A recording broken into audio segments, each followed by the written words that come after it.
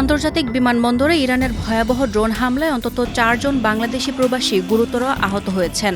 আজ বুধবার কুয়েতে অবস্থিত বাংলাদেশের দূতাবাস এক বিবৃতিতে এই তথ্য নিশ্চিত করেছে। হামলায় এক ভারতীয় নাগরিক নিহত হয়েছেন এবং আহত হয়েছেন আরও 60 জনেরও বেশি মানুষ, যাদের বেশিরভাগই কুয়েত সিটির বিভিন্ন হাসপাতালে চিকিৎসাধীন।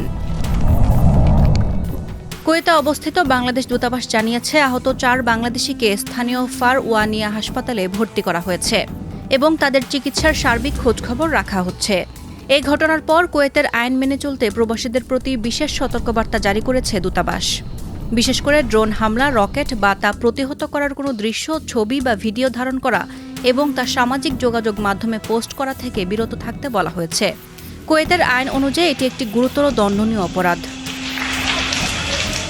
এদিকে হামলার পর কুয়েতের সেন্ট্রাল ব্লাড ব্যাংকে জরুরি রক্তের সংকট দেখা দিয়েছে। এই পরিস্থিতিতে কুয়েতে বসবাসরত প্রবাসী বাংলাদেশিদের মধ্যে যারা রক্তদানে সক্ষম তাদের জরুরি ভিত্তিতে রক্ত দেওয়ার অনুরোধ জানিয়েছে দূতাবাস।